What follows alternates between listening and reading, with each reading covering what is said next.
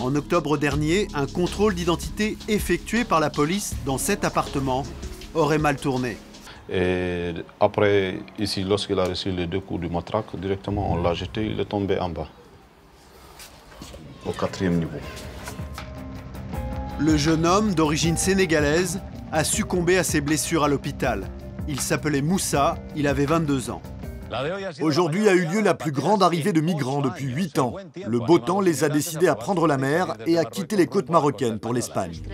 Dans la nuit du 11 au 12 août dernier, 1240 migrants subsahariens traversent la mer entre Tanger au Maroc et Tarifa en Espagne. 17 km sur des bateaux gonflables pour enfants, en ramant. Quand la Croix-Rouge vient à leur secours, elle découvre avec stupeur que parmi eux, il n'y a pas que des adultes, mais aussi un bébé de 11 mois.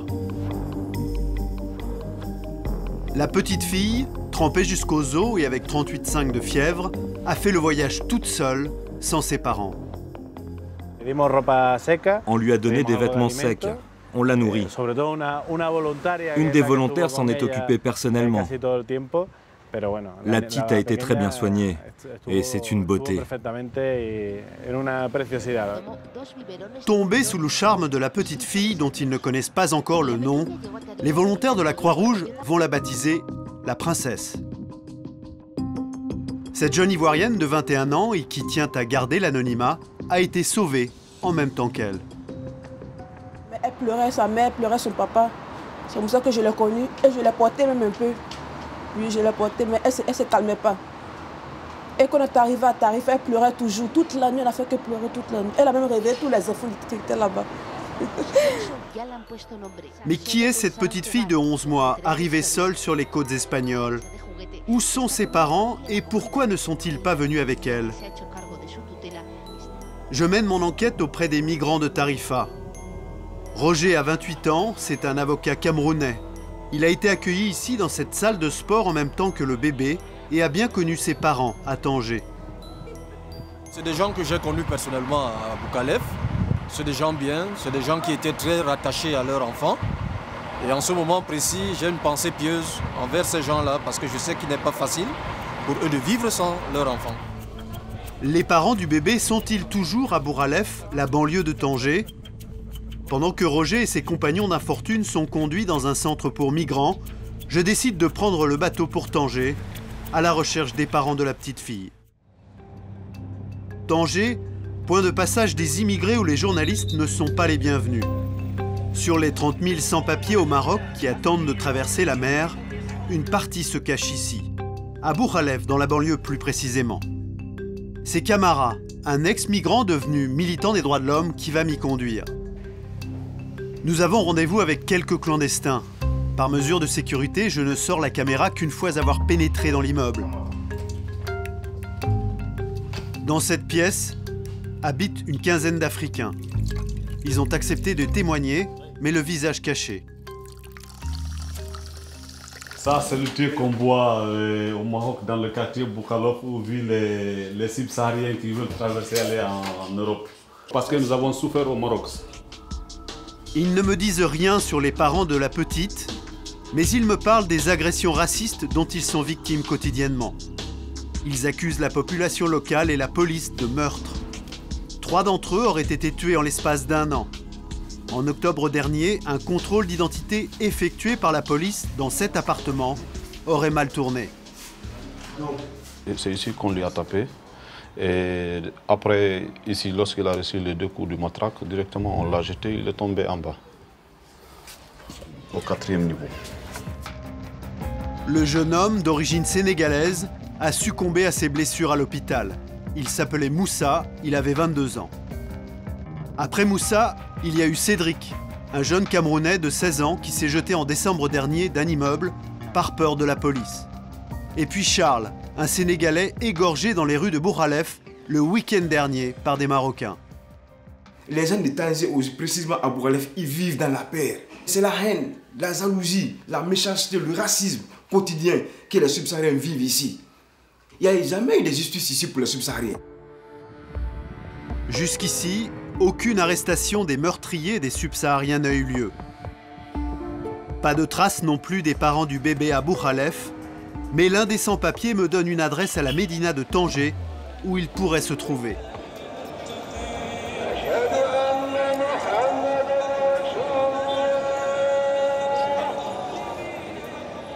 Je me faufile dans les ruelles de la Médina à la recherche de John et Korka. Je sais qu'ils sont âgés de 33 et 36 ans, qu'ils ont fui le Sénégal car leur famille a voulu interdire leur union, elle étant musulmane et lui chrétien. On m'a dit qu'ils habitaient près de la Casbah. J'approche de mon objectif. Ça y est, j'ai enfin trouvé John. Il a accepté l'interview, mais sans sa femme. John et Korka ont très peur d'être arrêtés par la police et de ne plus jamais revoir leur fille. John m'apprend que la petite princesse s'appelle Fatima. Il me montre la valise pleine de vêtements de Fatima que lui et sa femme avaient préparée avant ce faux départ pour l'Europe. Quand je regarde ces vêtements, je me sens très mal, car Fatima est loin de nous. John me fait visiter l'appartement modeste où Fatima vivait avec lui et sa femme. Ça, ce sont les chaussures de Fatima. Fatima est une petite fille très heureuse. Elle ne restait pas ici pendant la journée.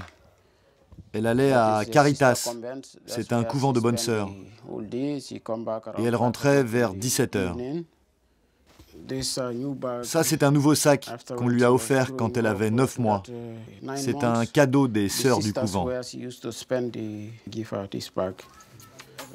Des objets comme autant de preuves d'amour. John tient à nous prouver qu'il n'a pas abandonné Fatima. Alors pourquoi John et sa femme ne sont pas partis avec leur fille? Que s'est-il vraiment passé le jour où Fatima a pris la mer sans eux? On a essayé tant de fois de traverser la mer pour aller en Europe. Mais on n'a jamais eu de chance. Cette fois, on était avec notre bébé, Fatima, pour tenter notre chance encore.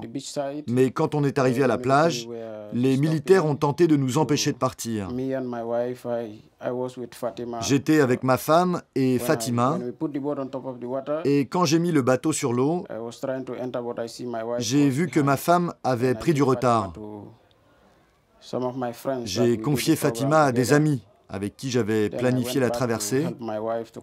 Et après, je suis retourné aider ma femme, afin qu'elle puisse monter sur le bateau.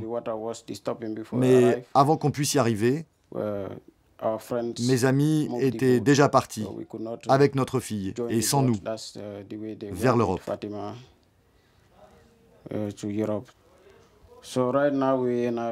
Aujourd'hui, on est dans une situation très très difficile. Ma femme ne mange plus, elle pleure tout le temps. On ne sait pas quoi faire. On a vraiment besoin d'aide pour retrouver notre fille. Jusqu'ici, Fatima a été confiée à une famille espagnole. Le temps pour le gouvernement de Madrid de décider si oui ou non il va donner l'autorisation aux parents du bébé de rejoindre leur fille. C'est l'affaire qui secoue l'Espagne depuis 15 jours. L'histoire d'un jeune homme qui a réussi au bluff à forcer les portes des plus hautes sphères de l'État. L'histoire également d'une escroquerie de plusieurs dizaines de milliers d'euros. Concernant la polémique sur Francisco Nicola, le jeune homme qui s'est fait passer pour un membre des services secrets ou du cabinet du gouvernement, l'État a demandé aujourd'hui l'ouverture d'une enquête complète. Pendant plus d'1 an, Francisco Nicola a pu s'approcher des plus puissants. Le voici en photo avec la maire de Madrid, avec l'ancien Premier ministre José María Aznar, ou encore avec des hommes d'affaires très influents. Son plus gros fait d'armes, faire partie des invités lors du couronnement du prince Felipe en juin dernier. Le voici, serrant la main du couple royal. Le jeune homme jubile.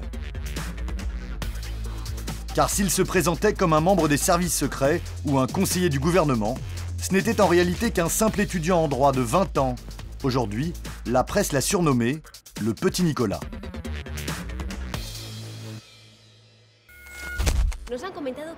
Des gens du quartier nous ont confié qu'ils avaient déjà vu ce jeune homme. Il avait attiré leur attention à cause du contraste entre sa jeunesse et les beaux costumes qu'il portait. Avant son arrestation, le petit Nicolas habitait ici avec sa grand-mère. Depuis, il a été mis en examen puis relâché en attente de son procès. Il se cache chez un proche. Sa famille, très modeste, et ses voisins évitent la presse qui fait le pied de grue devant l'immeuble. Ça fait longtemps que je ne l'ai pas vu. Sa grand-mère est très malade. Arrêtez d'embêter cette pauvre femme. Elle a 90 ans. C'est une honte qu'une personne âgée ne puisse pas sortir dans la rue à cause de vous. Le petit Nicolas ne s'est pas contenté de se faire des amis riches et puissants.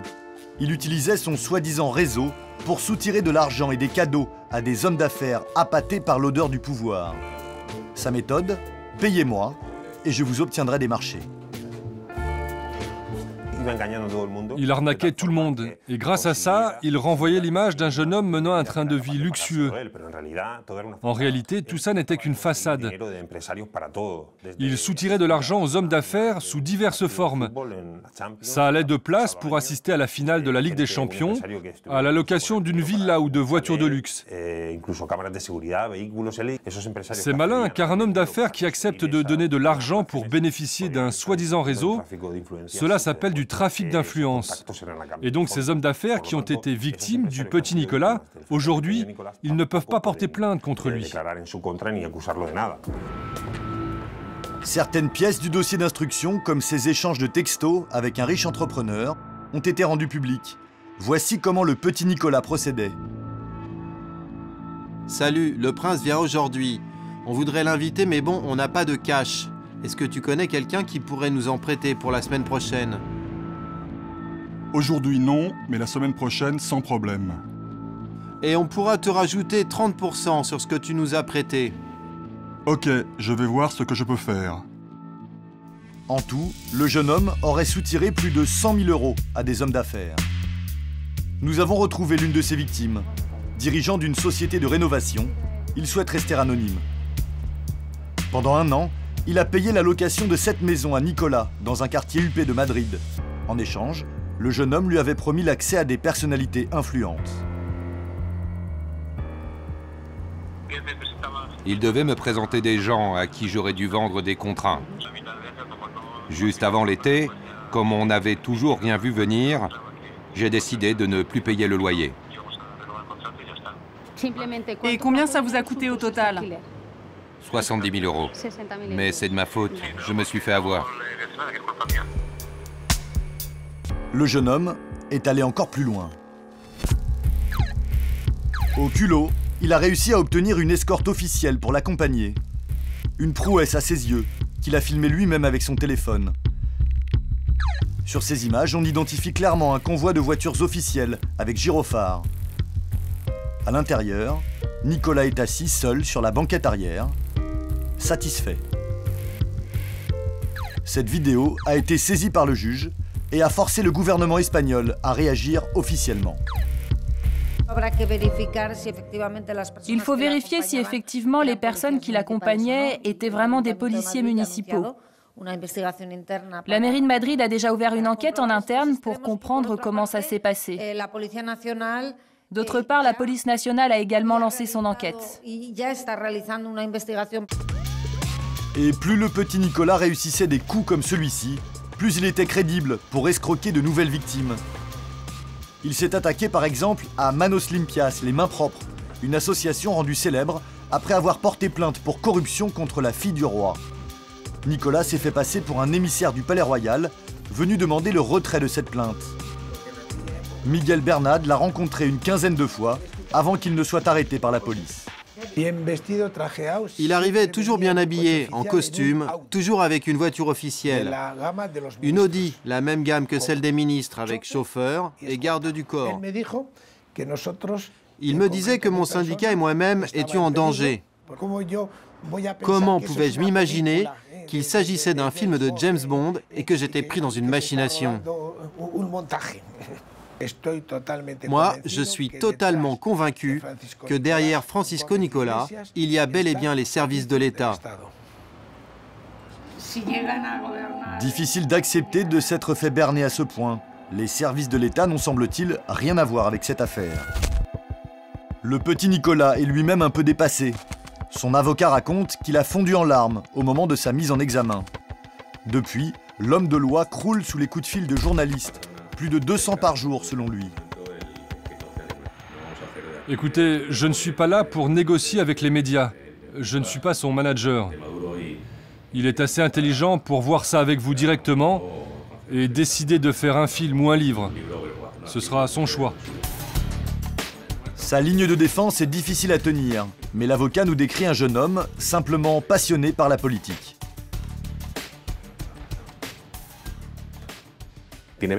Il a 20 ans, et c'est incroyable qu'à cet âge, il ait autant de personnalité. Normalement, les jeunes de son âge s'intéressent aux boîtes de nuit, aux filles et au basketball. Mais lui, il ne voulait pas ça. Ce qu'il voulait, c'est avoir une vie sociale importante, hors norme pour son âge.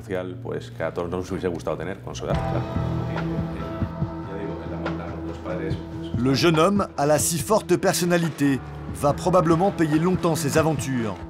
La justice n'a pas encore déterminé le montant des sommes volées. Il risque la prison.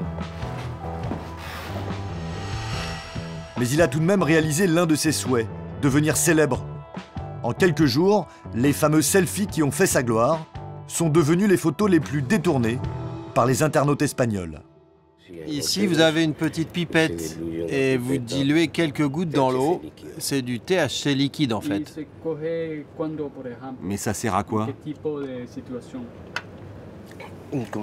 Quand on ne peut pas fumer, par exemple en avion, dans des longs voyages en train, en discothèque, ou il y a même des gens qui l'utilisent au travail, car du vrai cannabis, ça sent fort. Barcelone, capitale de la Catalogne, et très prochainement de la fumette qui rend nigo. Démonstration dans un club d'amateurs en quête de nouvelles aspirations. Tu pousses et tu aspires. Nous sommes dans un cannabis social club. En Espagne, il en existe plus de 1000 et l'on peut y fumer en toute légalité. Il suffit d'être majeur et membre dûment enregistré. Sylvia a sa carte depuis 2 ans. Elle a même peint ses ongles couleur bœuf. Moi, j'ai entendu parler des cannabis clubs sur Internet. Ça a été une énorme découverte parce qu'à mon âge, je devais encore aller voir des dealers. Moi, je suis mère de famille, j'ai des enfants, je ne peux pas fumer dans la rue. Pourquoi je devrais faire ça? Les clubs, ça m'a sauvé la vie.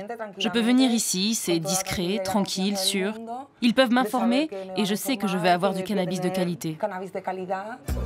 Dans ce petit club de quartier, on compte seulement une 50aine de membres, tous catalans. Mais certains cannabis clubs de Barcelone sont devenus des usines à touristes. Les plus gros affichent jusqu'à 10 000 membres. Dans celui-ci, un couple de touristes koweïtiens et une italienne viennent d'arriver pour s'inscrire. Vous devez juste remplir ça pour moi, s'il vous plaît. Vous pouvez acheter 5 grammes par jour maximum. Et quand vous sortez du club, n'oubliez pas de mettre ce que vous avez acheté dans vos sous-vêtements. C'est le seul endroit où la police ne peut pas fouiller. Et oui, à Barcelone, on peut fumer au club ou chez soi, mais pas dans la rue. Alors prière de garder son matos dans sa culotte. C'est 30 € la carte de membre, ensuite l'herbe s'achète au poids.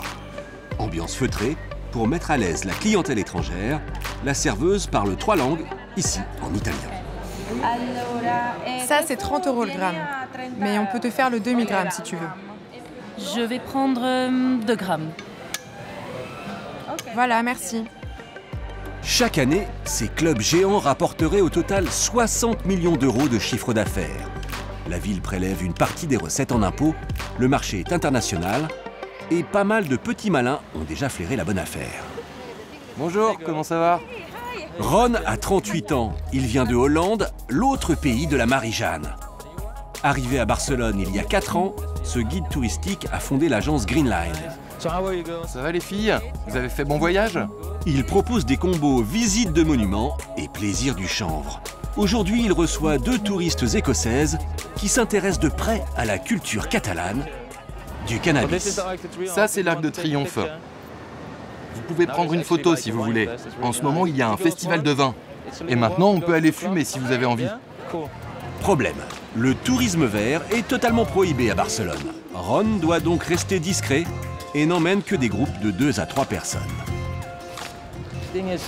En fait, on n'a pas le droit de faire la promotion d'un club car c'est censé être une association privée à but non lucratif. Donc l'aspect commercial de tout ça est une zone assez floue. La mairie sait que ça existe, que les touristes viennent dans les clubs, mais vous ne pouvez pas être dehors avec une grosse pancarte qui dit « Venez dans mon club ». Pour se rémunérer, Ron touche une commission sur chaque touriste qui rentre dans un club.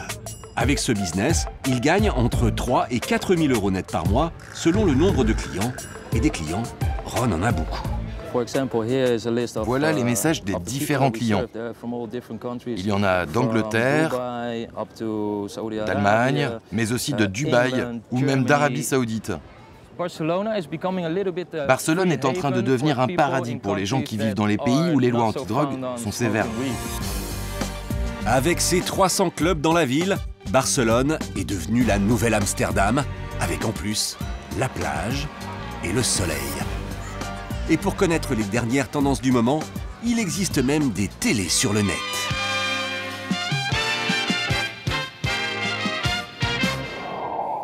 Bienvenue au 50e numéro de Marijuana TV, la chaîne de la culture cannabique. Marijuana TV est la chaîne la plus importante avec 40 000 abonnés sur YouTube. Même la présentatrice a les cheveux en pétard. Au menu de ces programmes, des tutos de jardinage. Pour un meilleur rendement, n'hésitez pas à mettre 6 lampes au lieu de 4. Ou bien des cours de cuisine. Ici, comment préparer de la farine à base d'herbes. Voilà, on mélange. Et là, on a de la farine pour faire plein de recettes super intéressantes. Eh mec, cette farine, elle déchire. La folie de la weed à Barcelone a contribué à l'émergence de nouveaux métiers. Russ Hudson est américain, installé ici depuis 3 ans. Il est consultant en cannabis. Dans le petit monde des fumeurs, c'est une star, une sorte d'œnologue de la fumette. Bonjour, est-ce que je peux goûter la Kush Dream, s'il te plaît? Sur son blog, 15 000 personnes lisent chaque mois ses analyses sur les différentes variétés de chanvre. Ça sent bon. C'est une de mes favorites. Comme tout bon critique, Russ a son petit protocole et son propre matériel. Son outil de prédilection, le microscope à ganja. D'abord, je regarde la qualité extérieure pour voir comment elle a été traitée, si ça a été récolté à la main ou par une machine. Celle-ci, ça a l'air bon. Je vais regarder de plus près, 100 fois plus près en fait. Maintenant, je vais tester le bruit que fait la queue de la tête quand on l'enlève. Si ça a été bien cultivé, ça doit faire un bruit sec. Vous entendez? C'est exactement le son que ça doit faire. Pour écrire une critique, j'ai besoin de 5 grammes d'herbe. Et je la teste sur une semaine. Comme Russ, de plus en plus d'étrangers viennent à Barcelone monnayer leur expertise de goûteurs d'herbe. La maire de la ville, Ada Colau, proche du très à gauche parti politique Podemos, n'en fait pas mystère. Elle souhaite attirer ses talents d'un nouveau genre. En juin, elle a fait régulariser près de 40 nouveaux clubs à Barcelone. Gemma Tarafa est son adjointe et suit ce dossier très chargé en THC. La vision que nous avons ici à la mairie, c'est de dire « Que fait-on avec ça ?» Soit on ferme les portes, on interdit tout, on fait comme si ça n'existait pas, soit on réfléchit à un meilleur encadrement. C'est une opportunité pour nous, car de toute façon, c'est une industrie qui existe. Ça ne sert à rien d'en faire un tabou. Il vaut mieux voir les avantages qu'on peut en tirer et encadrer les risques. Le cannabis, une opportunité pour Barcelone? Certains restent sceptiques. Le docteur Maldonado est spécialiste des addictions. Pour lui, plus de clubs, c'est surtout plus de problèmes à gérer pour la ville. Le cannabis, comme beaucoup d'autres drogues, entraîne une désinhibition. Ça veut dire que le consommateur va faire ce qu'il veut et pas ce qu'il doit. Les touristes qui viennent ici ne sont pas censés aller dans ces clubs. Mais ça, c'est théorique. En fait, beaucoup d'entre eux consomment. Cela a un impact direct sur leur santé, mais aussi sur la convivialité dans notre ville. La ruée vers l'or vert fait polémique en Catalogne. Mais les perspectives de profit risquent de balayer les réticences des grincheux. En Espagne, le futur s'annonce quelque peu enfumé. Voici les bureaux de l'entreprise Weedmaps que nous avions déjà croisés en Californie. C'est à Barcelone que la méga start-up américaine a choisi d'installer son premier bureau en Europe. Et le moins qu'on puisse dire, c'est qu'ici le THC donne des idées. Ici, vous avez une petite pipette et vous diluez quelques gouttes dans l'eau. C'est du THC liquide en fait. Mais ça sert à quoi? Quand on ne peut pas fumer, par exemple en avion, dans des longs voyages en train, en discothèque, où il y a même des gens qui l'utilisent au travail, car du vrai cannabis, ça sent fort. Pour l'instant, l'équipe de Weedmaps gagne très peu d'argent. Mais la maison mère aux États-Unis compte sur une très bonne récolte d'oseille le jour de la légalisation totale. Russ Hudson, le consultant en cannabis, est un de leurs partenaires. Ils sont ici parce qu'ils parient sur le futur.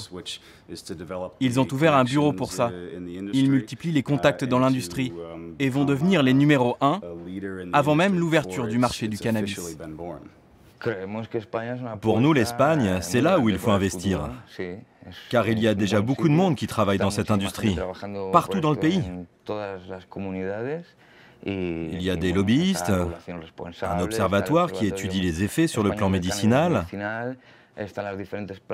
Il y a des syndicats de fumeurs, des clubs et beaucoup de consommateurs.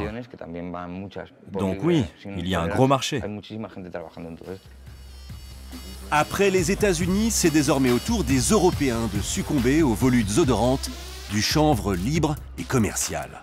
À Barcelone, au printemps prochain, la mairie a déjà prévu de régulariser l'ensemble des cannabis clubs. Mon père est arabe. Lui voulait un fils qui soit un homme, qui fasse du kickboxing.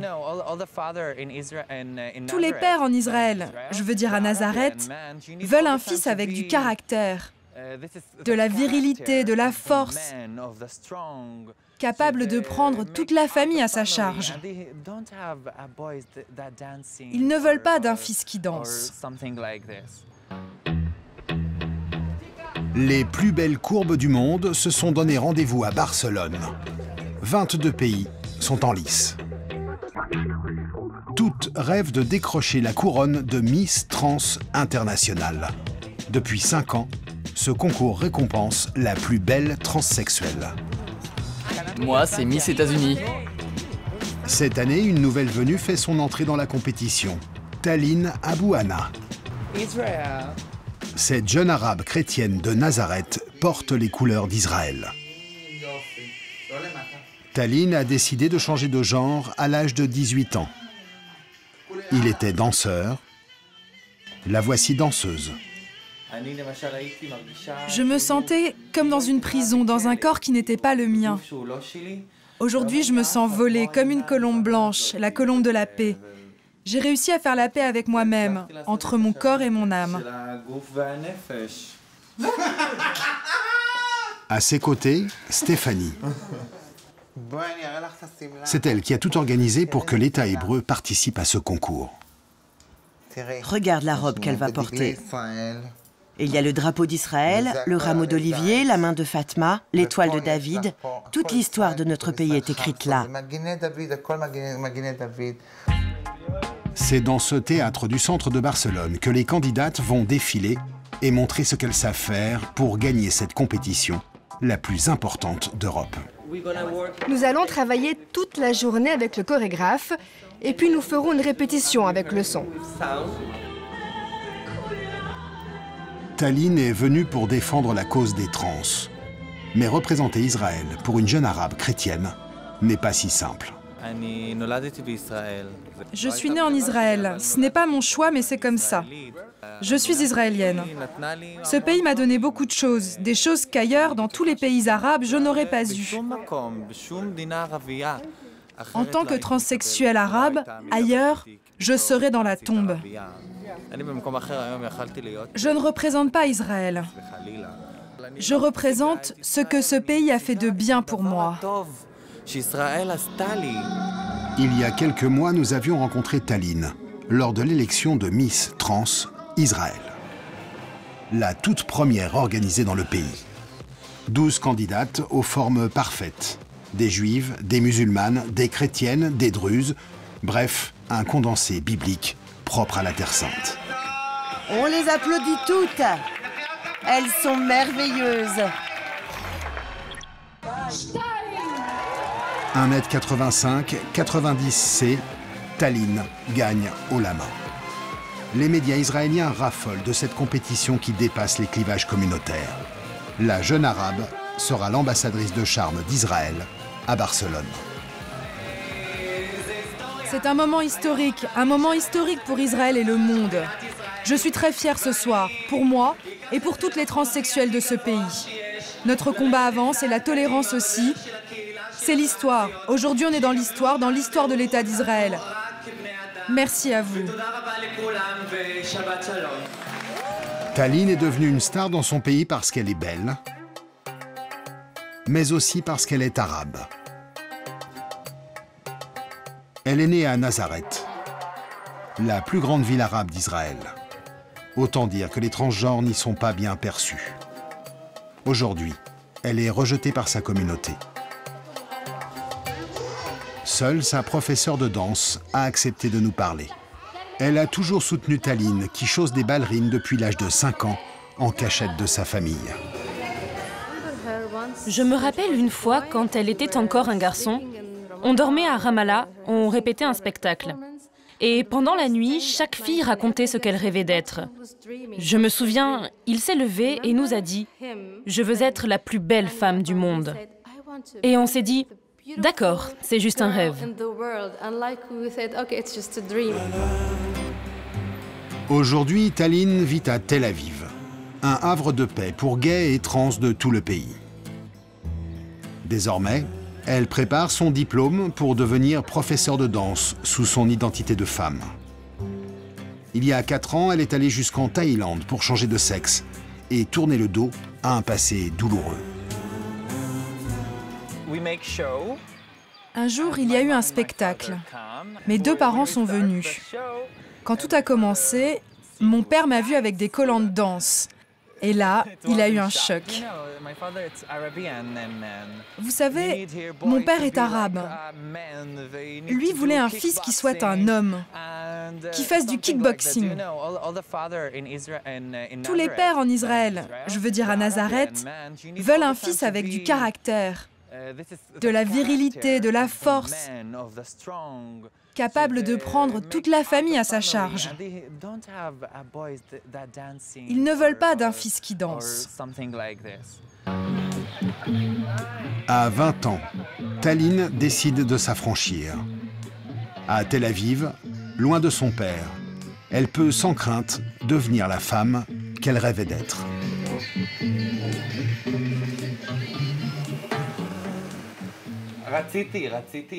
Je voulais tellement changer. J'avais cette option-là, cette possibilité. Pourquoi ne pas tenter et vivre ma vie? C'est ce que j'ai fait. J'ai envoyé un message à toute ma famille, à tous mes proches, et je leur ai dit, à partir d'aujourd'hui, je m'appelle Taline et je suis une fille. Là, mon père a compris qu'il avait perdu son seul fils. Il était déboussolé. Israël a l'une des législations les plus libérales au monde sur les trans. Changement d'identité, prise en charge des traitements hormonaux et allocation de 500 € par mois. Problème, cette position est loin de faire l'unanimité. En 2015, lors de la Gay Pride de Jérusalem, 6 personnes ont été poignardées par un juif ultra-orthodoxe. C'est pour faire évoluer les mentalités que le concours de beauté trans Israël a été organisé. Et visiblement, ça a marché. En tout cas, à Tel Aviv. Mais tu es quoi, toi? Je suis un garçon. Tu es un garçon? Sans blague. Je suis une fille aussi. Je suis transgenre.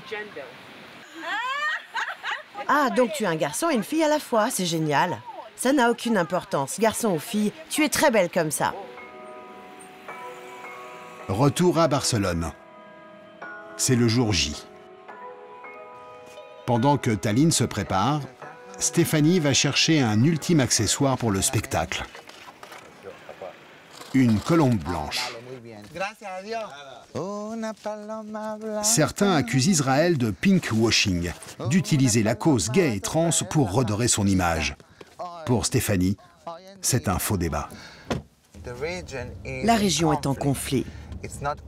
Pas seulement des conflits politiques, mais aussi des conflits religieux, des conflits territoriaux. Et quand tu vis dans une région où vivent ensemble des musulmans, des juifs, des chrétiens, et que tu viens en disant « j'ai une colombe dans la main », c'est un message d'espoir pour beaucoup de pays dans la région. Le soir de la finale, 300 spectateurs, dont beaucoup de transsexuels venus de toute l'Europe. En coulisses, Tallinn se prépare et sa première pensée va à son père qu'elle n'a plus revu depuis 4 ans. Quand mon père, qui ne m'accepte pas et qui est fâché avec moi, me verra grâce à vos caméras, j'espère qu'il aimera sa fille. Je veux lui dire que je suis très heureuse aujourd'hui et je veux qu'il soit heureux pour moi. Dans les loges, l'ambiance est fraternelle. Avant de monter sur scène, l'équipe israélienne fait une prière bien à elle, un mélange de toutes les religions.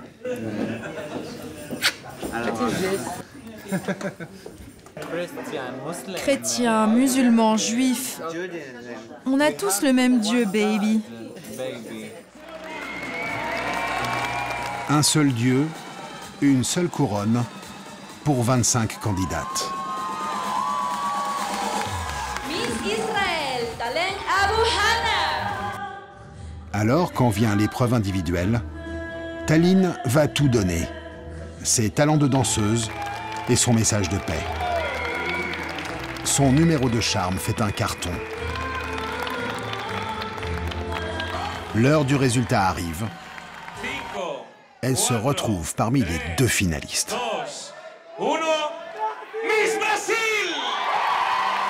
Tallinn ne sera que dauphine.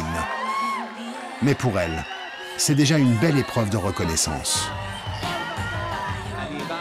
Je viens du monde arabe. Je veux faire entendre la voix de toutes les transsexuels dans le monde arabe.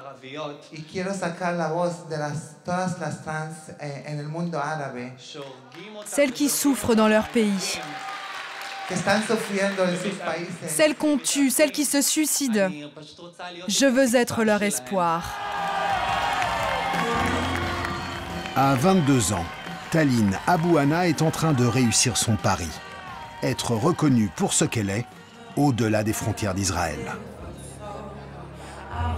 Une grande marque espagnole de prêt-à-porter féminin en a même déjà fait son égérie.